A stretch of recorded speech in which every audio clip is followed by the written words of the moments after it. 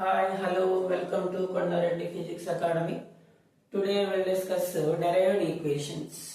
Already derived equations మీద ఒక video చేస్తున్నాం. ఈ derived equations ఇంకొక ప్రాబ్లం చూద్దాం. ఇక్కడ if velocity, time, force అనేవి ఇచ్చారు are chosen as the base quantities, the dimensions of mass will be అని అన్నాడు. సో ఈ మాస్ అనే దాన్ని VTF లో ఎలా మనం తీసుకుంటాం, ఎలా రాసుకుంటాం అనేది మనం ఇక్కడ చూడాలి. ఆల్రెడీ ఇంతకుముందు కూడా చెప్పుకున్నాం.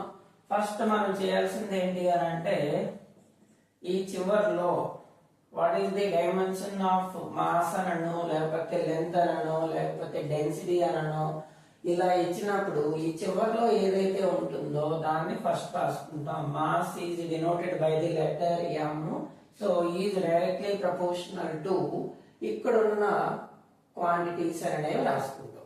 ఆ క్వాంటిటీస్ ఏంటి? v అనేది ఉందండి, ఇక్కడ వచ్చేసి t అనేది ఉంది, నెక్స్ట్ ఇక్కడ వచ్చేసి f అనేది ఉందండి. ఎనీ ఫిజికల్ క్వాంటిటీ అనేవి ఇక్కడ 3 ఇస్తారు. ఈ చివర్లో డైమెన్షన్ అనేది దేనికి కనుక్కోవాలో ఇస్తారు. ఆ రెండు వచ్చేసి మనం ఇక్కడ ఈ చివరిలో ఇచ్చిన దాన్ని ఫస్ట్ రాసుకుంటాం. ఇది డైరెక్ట్లీ ప్రపోర్షనల్ టు ఇక్కడ ఏవైతే ఇస్తారో వాటిని ఇలా రాసుకుంటాం. ఇప్పుడు మనం ఏం చేయాలి? వాటికి డైమెన్షనల్ అనాలిసిస్ అనేది మనం కనుక్కోవాలి. ముందు ఎక్స్, వై, జెడ్ అనేవి పవర్స్ అనేది తీసుకోండి. ఆ పవర్స్ తీసుకొని ముందు ఈ పవర్స్ ని కనుక్కొని by using dimensional formula use చేసి XYZ అనేవి కనుక్కున్న తర్వాత ఈ ఈక్వేషన్ లో మనం సబ్స్టిట్యూట్ చేస్తే మనకి వాల్యూ అనేది వస్తుంది. సో ఇప్పుడు మనం మాస్ అనే దానికి, విఎన్ అనే దానికి, తర్వాత టీ కి, ఫోర్స్ కి, వీటన్నిటికి డైమెన్షనల్ ఫార్ములా అనేది కనుక్కుందాం. First dimensional formula for mass కి capital M. Next dimensional formula for వెలాసిటీకి L T ఇన్వర్స్. ఆల్రెడీ మనం అన్ని చెప్పున్నాం. Next dimensional formula for time కి T అనేది తీసుకున్నాం. తర్వాత ఫోర్స్ కూడా చెప్పున్నాం, M L T పవర్ -2 అని. వీటన్నిటిని ఇక్కడ ఈ ఈక్వేషన్ లో సబ్స్టిట్యూట్ చేసి will find out XYZ value. ఆ తర్వాత then substitute in this equation the values of XYZ. వీటన్నిటిని XYZ వాల్యూని మనం దీంట్లో సబ్స్టిట్యూట్ చేద్దాం. సో ఇప్పుడు మనం ఈ ఫార్ములా రాసుకుందాం. M is directly proportional to V power X T power Y F power Z. So first మనం ఏం చేద్దాం అంటే మాస్ అనే దానికి ఇక్కడ రాసుకుందాం. క్యాపిటల్ M అనేది ఉంది, is directly proportional to V అనే దానికి కూడా డైమెన్షనల్ ఫార్ములా రాద్దాం. తర్వాత వచ్చేసి పవర్ లో ఎంత ఉంది? X అనేది ఉంది, ఆ X అనేది రాసుకుందాం. T అనేది ఎంత ఉంది? ఆ T నే ఉంటుంది డైమెన్షనల్ ఫార్ములా. పవర్ లో Y అనేది ఉంది. ఫోర్స్ అనే దానికి M L T పవర్ -2 అనేది ఉంది, పవర్ లో Z అనేది ఉంది. సో ఇక్కడ ఏదైతే ఈక్వేషన్ రాసుకున్నామో దాంట్లో డైమెన్షనల్ ఫార్ములాస్ ని మనం రాసిన తర్వాత M terms, L terms, T terms అనేవి ఉన్నాయి కదా, వాటిని మనం ఒక టర్మ్ గా రాసుకుందాం. ఇక్కడ చూడండి, ఫస్ట్ ఎక్స్పాన్షన్ చేయండి. L power X, T power -X, ఇక్కడ T పవర్ Y, ఇక్కడ వచ్చేసి M power Z, L power Z, T power -2Z. ఇప్పుడు చూడండి L ఎన్ని ఉన్నాయో చూసుకుందాం. ఇక్కడ L 2 ఉన్నాయి. ఇంత ముందు కూడా చెప్పుకుంటాం A power M into A power N equal to A power M plus N. ఈ పవర్స్ లో ఉన్న వాటిని యాడ్ చేసుకుంటాం. యాడ్ చేసుకున్నప్పుడు ఏమవుతుంది? L పవర్ X ప్లస్ ఇక్కడ Z అనేది ఉందండి. నెక్స్ట్ T ఎన్ని ఉన్నాయో చూద్దాం. ఇక్కడ టీలు చూడండి, టీలు మొత్తం 3 ఉన్నాయి. ఆ 3 అనేది మనం రాసుకుంటాం టీ పవర్. ఇక్కడ -x అనేది ఉంది, ఇక్కడ +y అనేది ఉంది. నెక్స్ట్ ఇక్కడ -2z అనేది ఉందండి.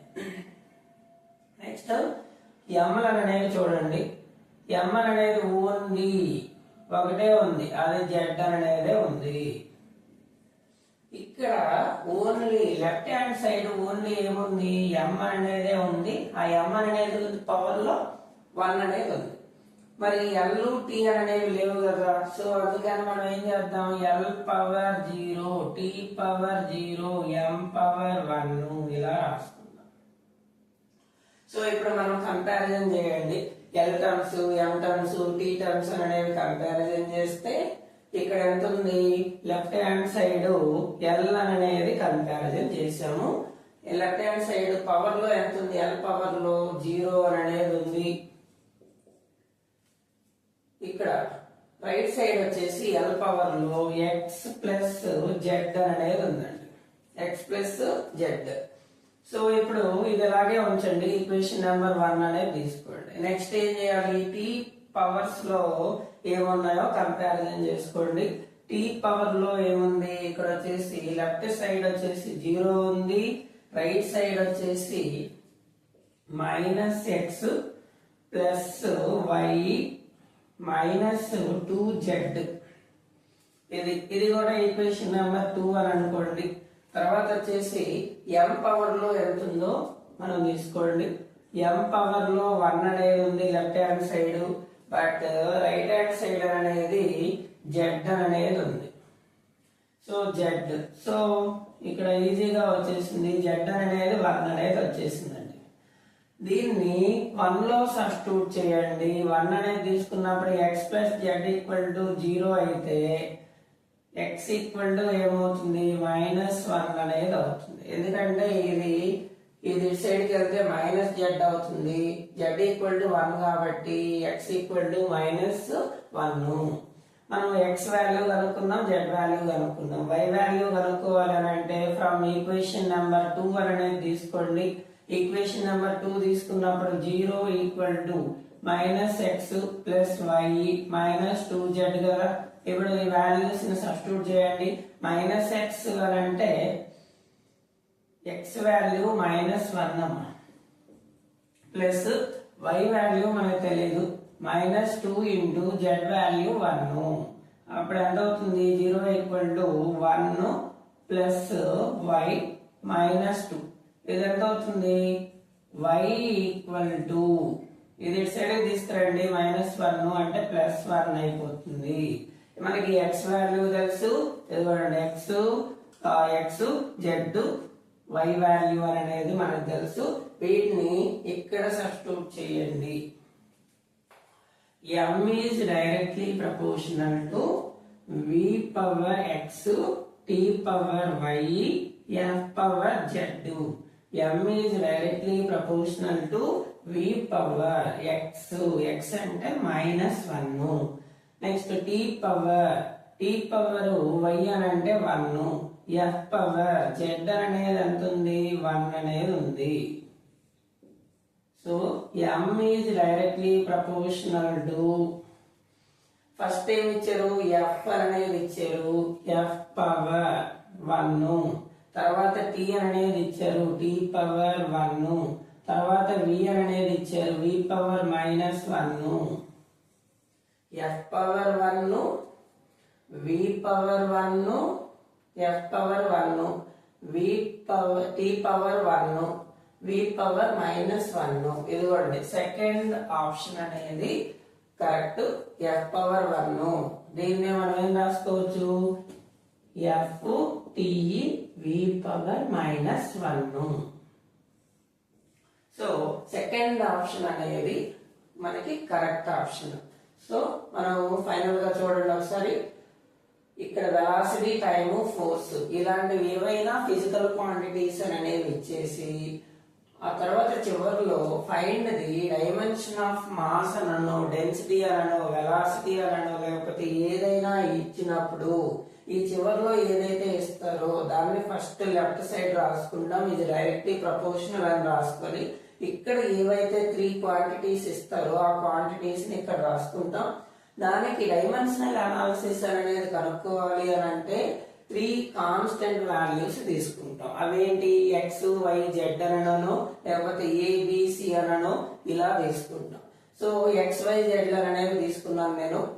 తర్వాత వచ్చేసి మనం ఏం చేయాలి, ప్రతిదానికి డైమెన్షనల్ ఫార్ములా అనేది కనుక్కోవాలి. డైమెన్షనల్ ఫార్ములా కనుక్కున్న తర్వాత ఈ ఈక్వేషన్ లో సబ్స్టిట్యూట్ చేస్తాం.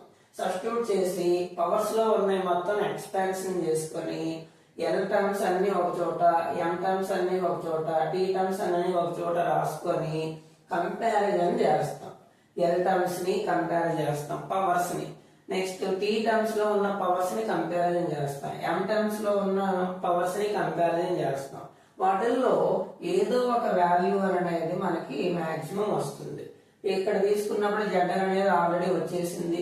నెక్స్ట్ ఈ జెడ్ ని 1 లోనో 2 లోనో సబ్స్టిట్యూట్ చేసామని అనుకోండి, మనకి అట్లా ఇక్కడ ఈజీగా క్యాలిక్యులేషన్ చేస్తే 1 లో పెట్టామని అనుకోండి ఈజీగా ఎక్స్ అనేది వస్తుంది. తర్వాత ఎక్స్ జెడ్ అనేది తెలిసింది కాబట్టి 2 లో సబ్స్టిట్యూట్ చేయండి, మనకి వై వాల్యూ అనేది వస్తుంది. దాన్ని మళ్ళీ ఈక్వేషన్ లో సబ్స్టిట్యూట్ చేస్తే మనకి పవర్స్ అనేవి వస్తాయి. ఆ పవర్స్ అక్కడ రాసుకున్నప్పుడు మాస్ అనేది in terms of velocity time force లో ఎలాంటి ఈక్వేషన్ అనేది వస్తుంది అది మనం ఇక్కడ చెప్తున్నాం. ఓకే, ఈ కంటెంట్ మీకు నచ్చినట్లయితే please subscribe my channel Kondareddy physics academy. Thank you.